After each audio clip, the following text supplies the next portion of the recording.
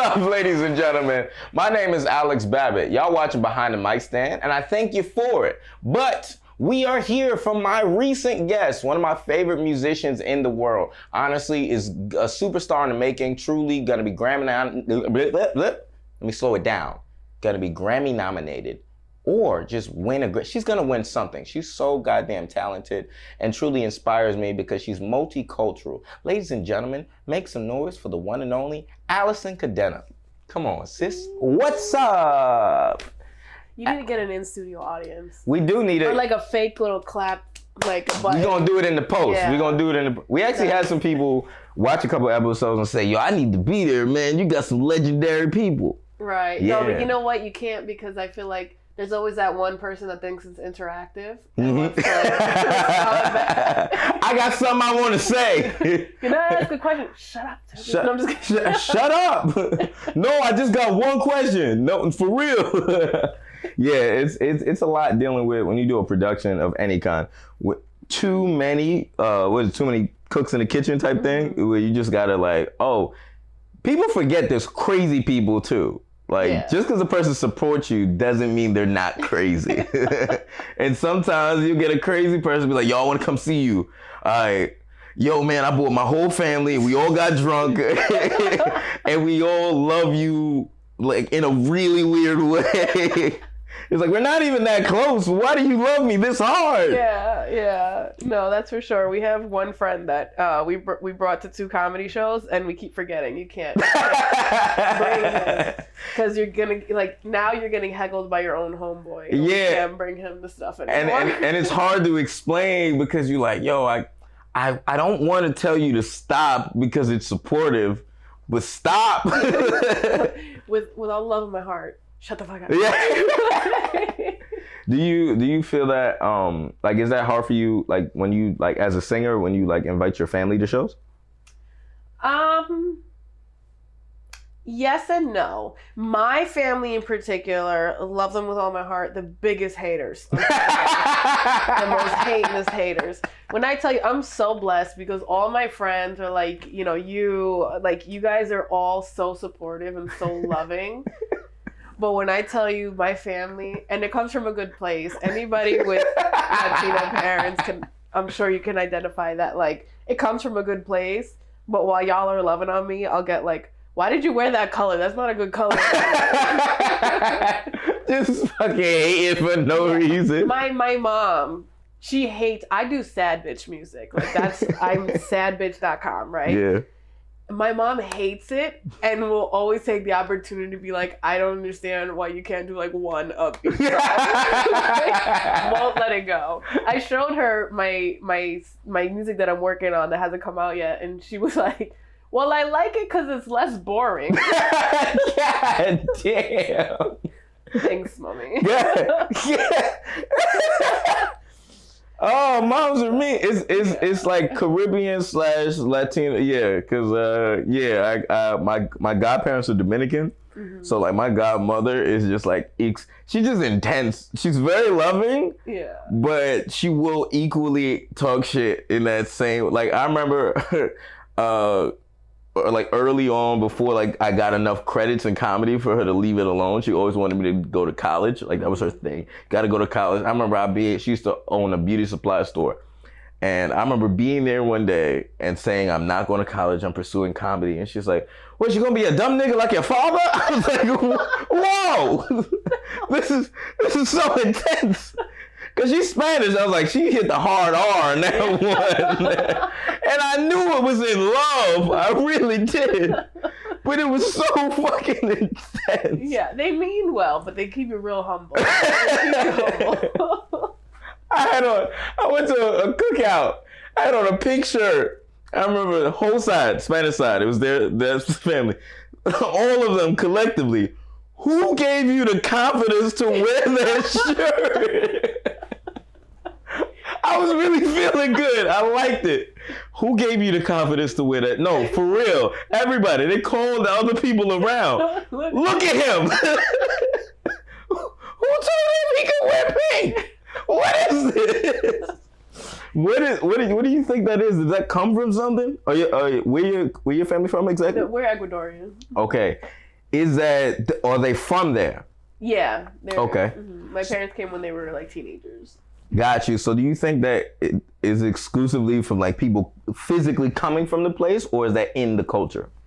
I feel like it's part of the culture. I think like everyone I know is hilarious, but we're all hilarious in that like we're gonna cut ass on each other. Like you have to come prepared to cut ass on somebody.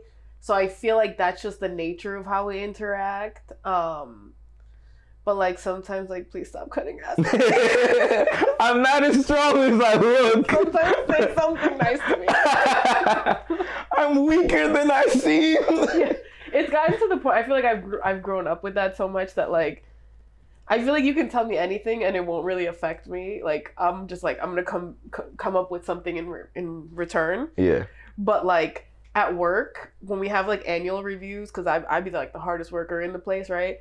I'll cry just because people are saying nice things. Like I'm not accustomed to this. Like I've had to explain to my boss, like it's fine, yes, thank you. Oh, I'm getting a raise, it's so good. Like I can't handle it. The appreciation, it does fuck with you a little bit. It does. After the show, people like, yo, you're hilarious. Thanks, man. This means so much to me. Just glad you see it for what it is. But it's so odd because you honestly really, really are talented too. So that's not like sincerely. This is not even just me. I remember because I played your music for different people in my life, my family. My dad was like, I was listening to Alex because he knows you by your Instagram handle, Chains. And he was like, that Ally Chains girl, she can sing. She can really sing. What? Tell her I said that. Like he always he'll call me and just tell your friends they're really good. Like you're one of those people, and it's odd to me that not odd.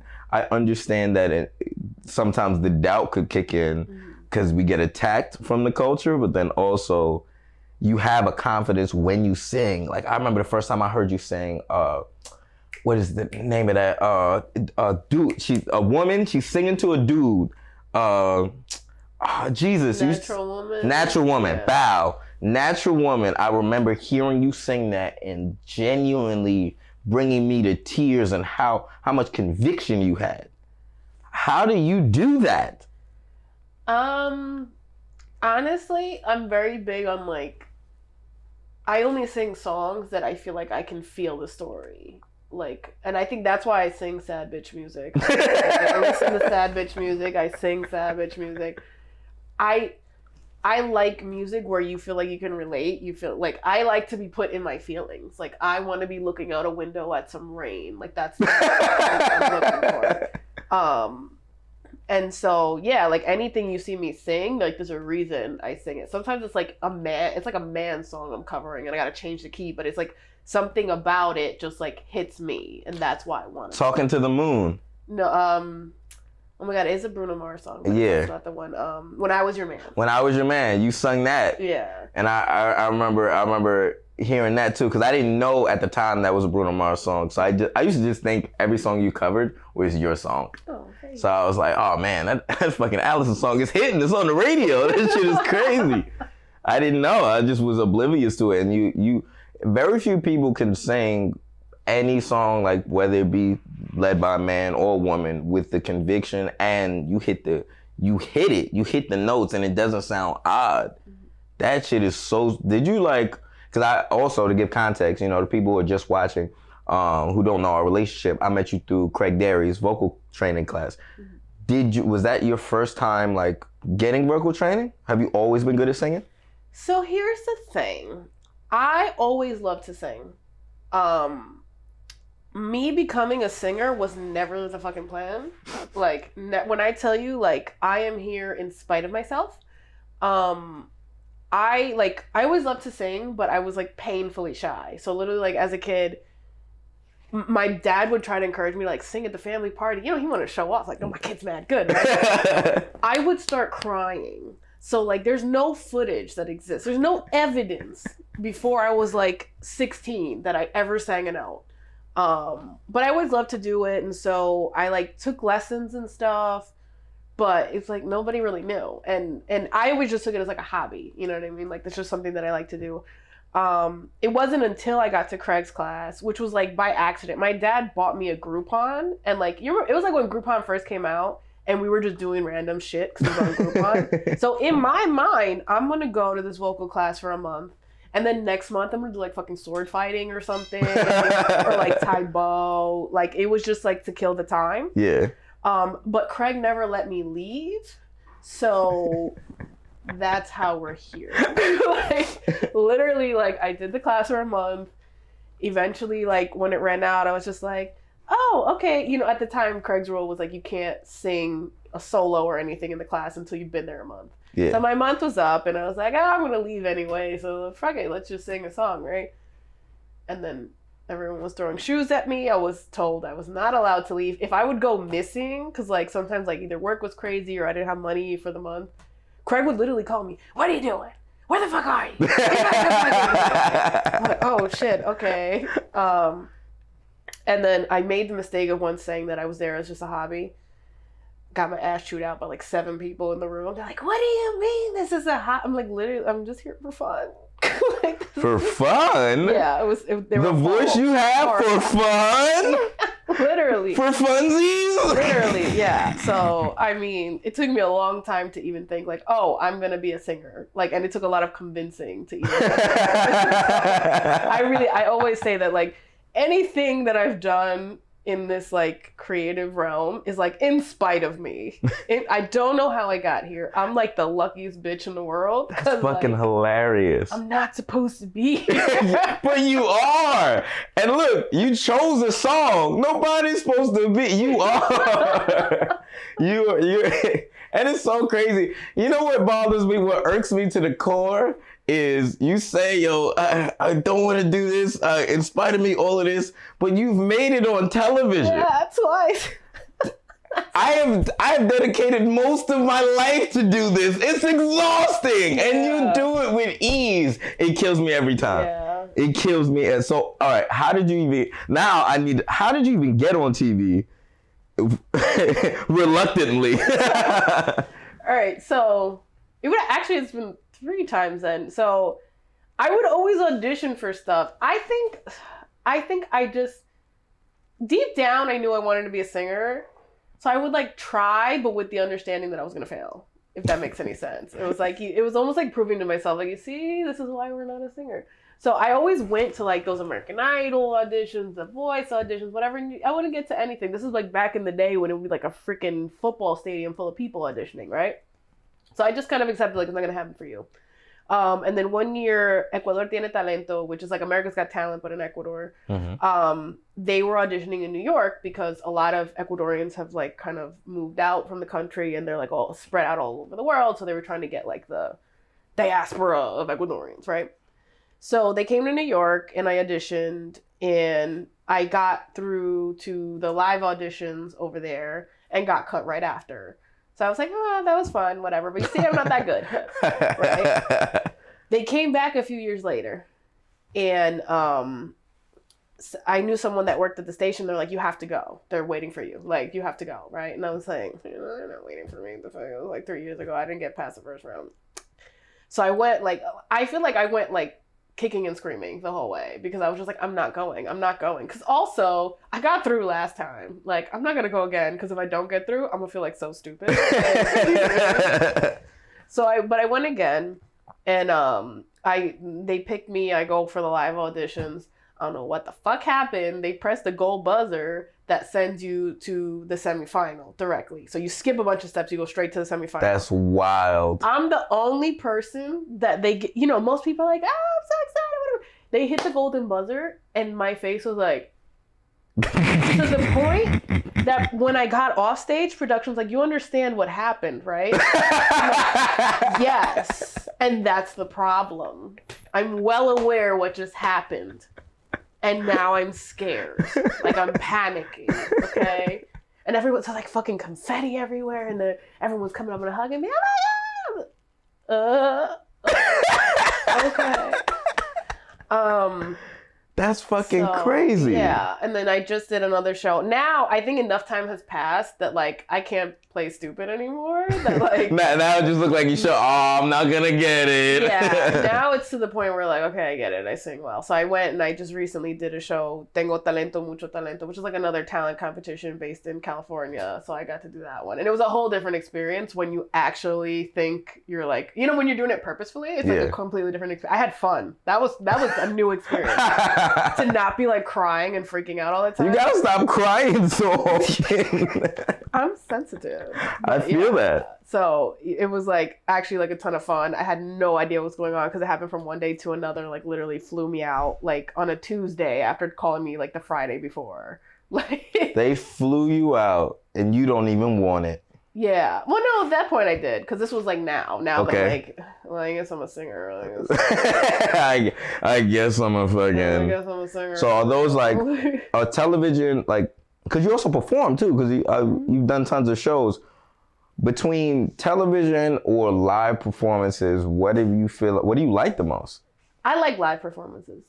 And I prefer it to be like a little more intimate. Like when I did your show where it was just like a smaller crowd. I mean, it was a pandemic at the time, but I like intimate because I think that's what my music lends itself to. You know what I mean? Like I'm singing sad songs and like when it's a bigger crowd, I feel pressured to be like funny and like lively in between because I'm about to sing some really sad shit. Right? But when you're in a smaller crowd, like first of all, you know who you're hitting and like you can see I like to see the feedback right away of like I'm looking into the audience and like you're thinking about your ex-boyfriend. You're in your feelings right now. You about to cry. You know what I mean? So, no happy thoughts. No. I like that. I mean, like that's the point, right? Like I feel like that's why I make music, like because like music makes me feel something, and so that's the whole point is to like make someone else feel something and being able to like see that feedback in real life. You know, I get like text messages and stuff. Like I remember when I first put out a song, my brother was like, "This is about me, right? It's about my situation." I'm like, brother, nobody cares about your situation. First of all, I have really bad main character syndrome. So, like, they're all about me. I don't care about nobody's story but mine. What are you talking about? It's like, you? All right. Yeah. So, but, like, yeah, that's why I like live shows and I like seeing who I'm affecting and, like, singing directly to that person. Because, like, if you're not paying attention to me, I don't want to be singing to your direction. I'm going to sing to this guy right here. He's having a moment, you know? Dude, do you serenade? Kind of. I don't think people realize I'm doing it because I'm very like, I'm the kind of person I'll just be chilling from here. Like I'm just chilling, I'm sitting, but I'm making eye contact with that one mother. We're having a moment and y'all don't even realize it. I'm making eye contact with that one motherfucker who's like in his feelings right now. Wait, how do you, all right, hold on. How do you, can you flirt with a sad song? No. Also, I can't flirt with my music because I am very like open about the fact that I'm a hot ass mess in all my songs. So I just don't feel like the love of my life is gonna hear that and be like, yes, this is it. She's the one. I literally have a song about how I see red flags waving and I'm like, fuck it, we're gonna do it. You know what I mean? Like, why would you? I have another song that's all about like, here's all the ways I fucked it up. Here's all the ways I got it wrong. Why would you go out with that person? Are you crazy? There's too many signs. There's too many red flags for the dude. Exactly. Hey guys, what's up? Y'all know me, I'm Alex Babbitt. I'm just here to do a quick commercial break and tell you about some things we got going on. Check out my comedy albums, 9421 and Finally Defined. If you really enjoy comedy, I promise you'll enjoy these two albums, and we got a lot more comedy coming up. But even more so, follow Behind the Mic Stand at Behind the Mic Stand on Instagram and on YouTube. Like and subscribe. We love it so much and we appreciate your constant support. Thank you, and let's get back to this episode. Boom, chicka, back at it again. I don't know what that was, but that felt fun. I'm keeping it. I liked it. We're back from our commercial break, man. Thank y'all for tuning in. I love it every time. We got Alyson Cadena if y'all just tuned in, or if you skipped around, we're back. Now, what we were talking about before the break, if I'm not mistaken, was just your family dynamic of the people who were in the music. So you said your grandfather was a singer, your dad not good, but he has the heart of a musician. Hard. He wants to be good. He wants to be good. So he's like, that's what you were telling me. He's a karaoke master. So did you have a karaoke machine in the house that you used to practice? Absolutely. That's how I started getting into actually performing in public, is because then So there was a restaurant, there's an Ecuadorian restaurant, shout out to Tropical, that we always would eat at, because also my family is like that if we like something, we will eat it like every fucking day. Like we'll overdo it. We do it to death. So there was an Ecuadorian restaurant and they started having karaoke contests, right? So we would go. I was like the only person like 15 years old, and everybody else is like 40, 50 years old in this karaoke contest. But it helped me kind of like loosen up to performing in public. And and so, you know, that, and then escalated to like I was in choir in high school, and like got my little solos because I was like trying, I was testing it out, you know. And then, you know, eventually until I got to Craig. But so like it was a very slow process to get to now where I'm actually comfortable performing in front of people. And then also like I used to get so nervous like before shows. Literally, like I would not eat the entire day because my stomach would just be in shambles. And like my family knew, don't bother her because she's freaking out right now, and like she's just like a bomb waiting to go off. But then in doing the TV shows, so when I did the semifinal of Ecuador Tiene Talento, people don't know this because I'm not trying to promote that clip. My voice cracked horribly. Awful. Like it would go viral if someone could find it. Was it bad? But was it like Mario cracking? It was awful. It was terrible. And like I remember coming off of that because they had me on this like big golden platform, and like I came down to do like the interview portion and just being like, yo, this was fucking cool. Like I should have been so upset, but I was like, I was on TV.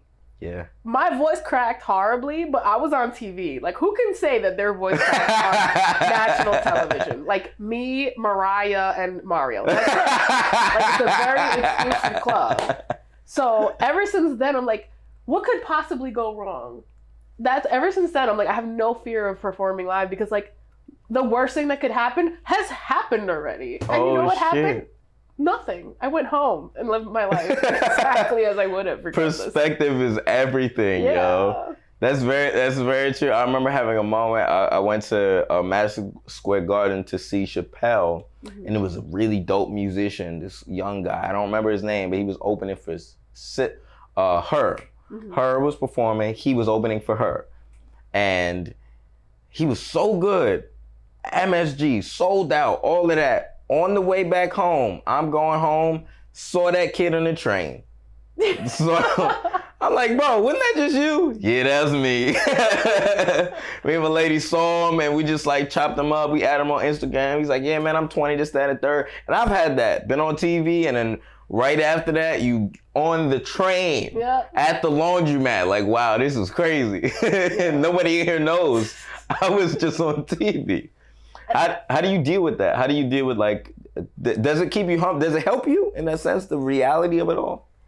I think it did. I think early on you have the impression that you're waiting for like that one big moment and then everything's gonna pop off, right? And now that I've been doing this for some time and I've had some big moments and I'm like really proud of what I've been able to do, the coming back from it just kind of reminds you like you have to be in this for the long haul. Which I think I'm at a point where I'm more about like maintaining my peace of mind. Like I have to be able to keep going.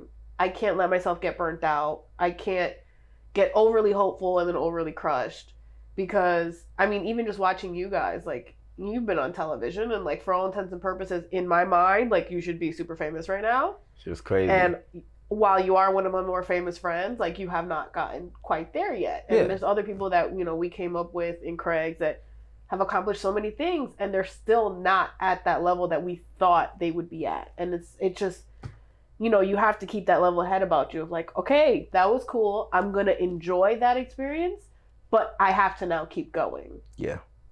Yeah. No, that's a very poignant like lesson, I think, for people overall. Is like you said, it's the journey of whatever your respective craft is. Like I'm a comedian, you're a singer, musician, but it's like, it's the lifetime. Yeah. I think we all try to get fame. What was your perception? Did you have did you have a version of your fame that you wanted? No, because to me, I'm not supposed to be. I say this. I don't really believe that I'm supposed to be famous.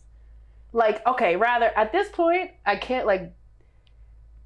I feel like it will probably happen, and like, I don't know how. It's just the direction that life has been taking me in. It's like almost like I can't stop it from happening.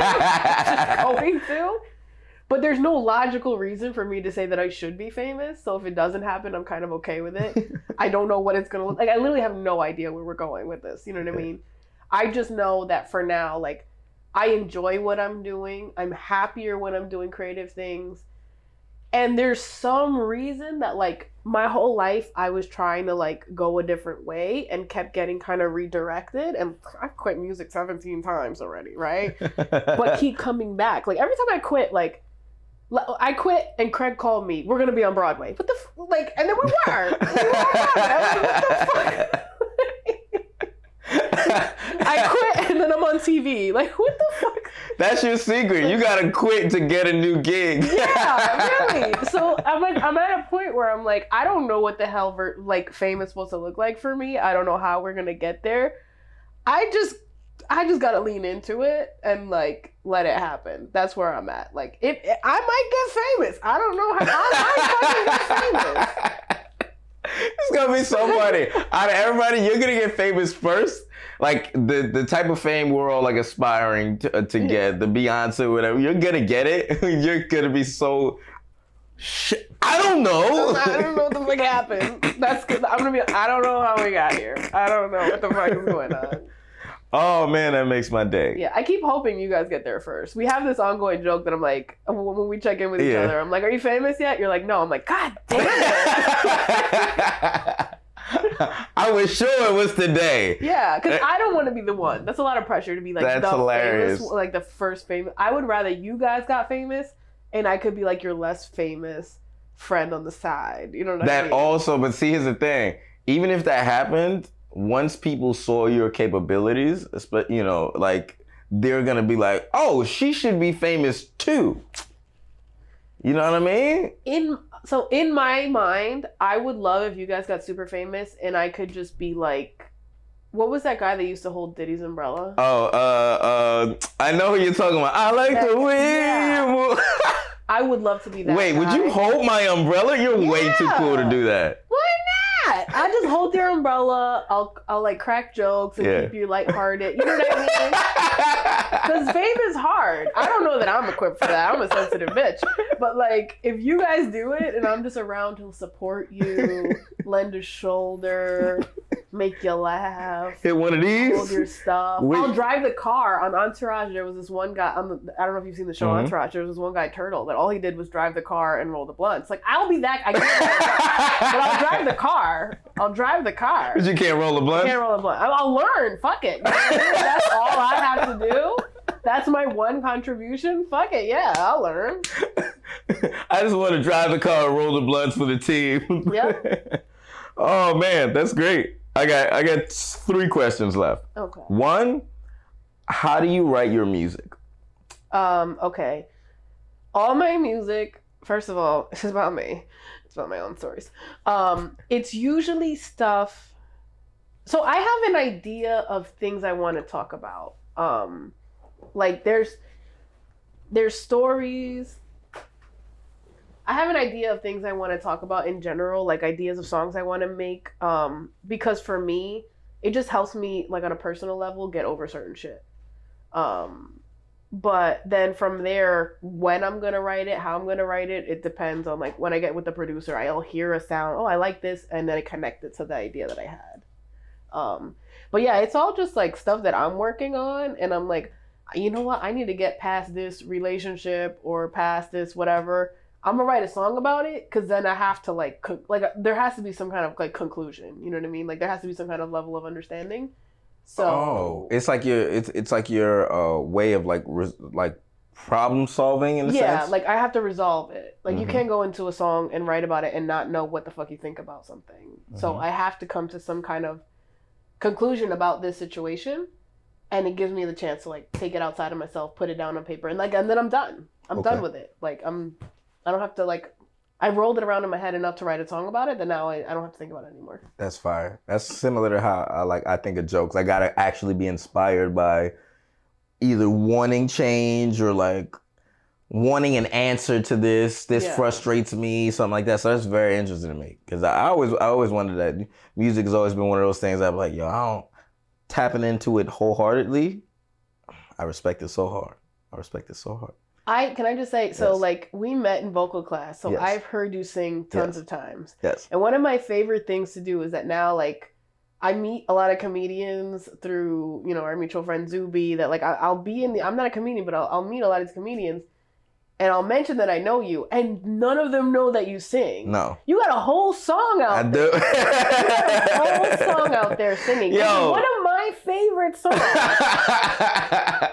And none of these comedians were like, what? Vocal class? I'm like, yeah, he sings. They're like, you don't sing. They all think I'm kidding. I'm like, literally, he sings. He has a song out there. There's like the people who know the song. So the song she's referencing is a song called Fear that I wrote and did with not Alyson, sorry, another mutual friend, Amber and Devo D. And the people who know it really like the song, right? Love the song. But for me, that was, I don't necessarily want to explain what the instance was that inspired it, but it was the only time in my life where I was extremely hurt, very vulnerable, and didn't know how to make it a joke.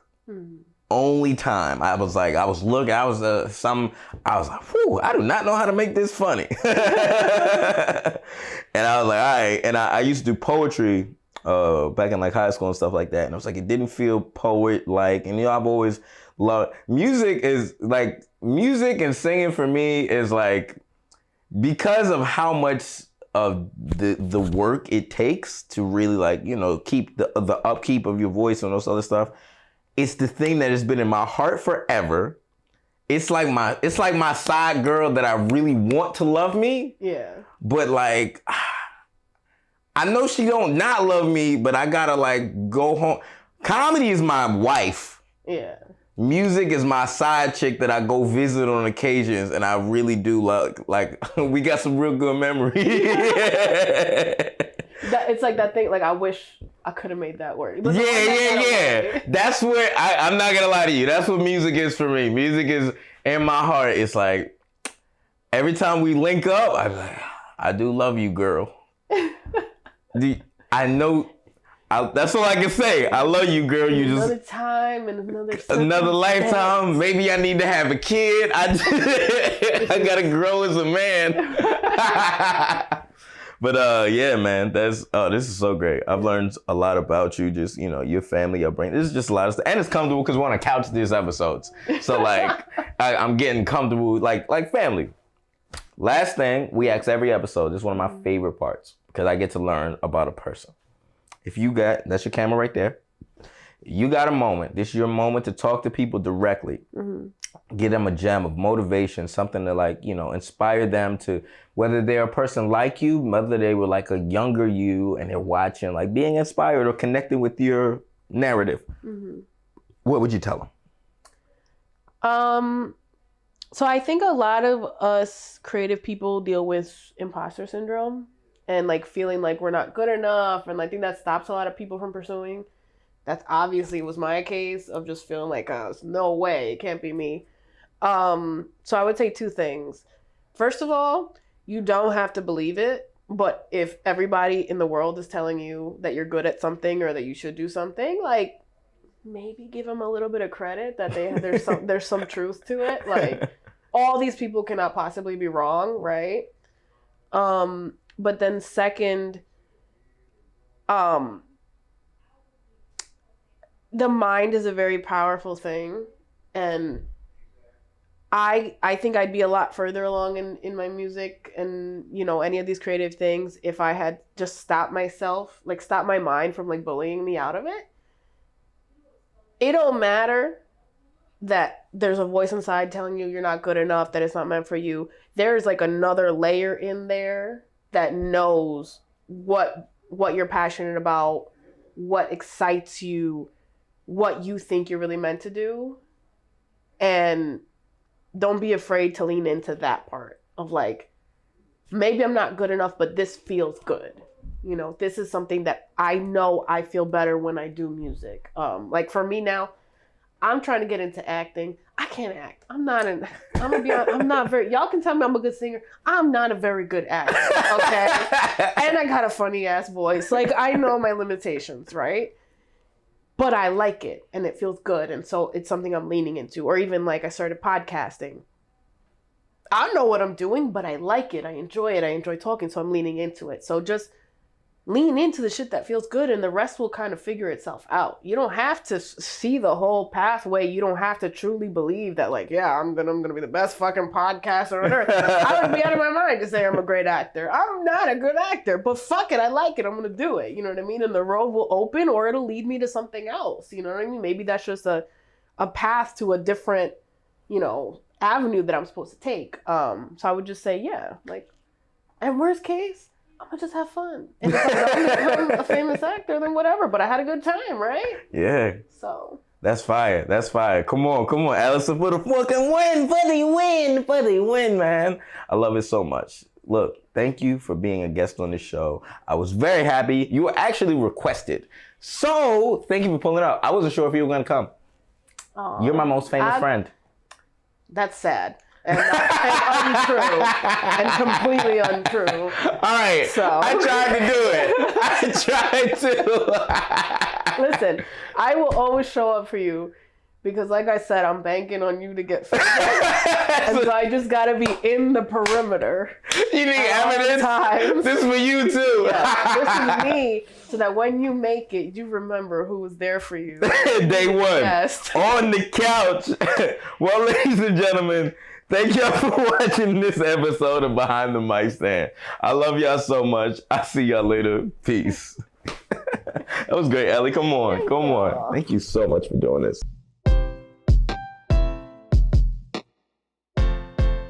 Hey guys, thank y'all for watching Behind the Mic Stand. If y'all enjoyed it, as I think you did, because you made it to the end, like, subscribe, make sure you hit that notification button so you hear the subscriptions and shit. You know how it works. Just like it. Stop skipping this part and do it right now. What? Somewhere right here. I think it's right here.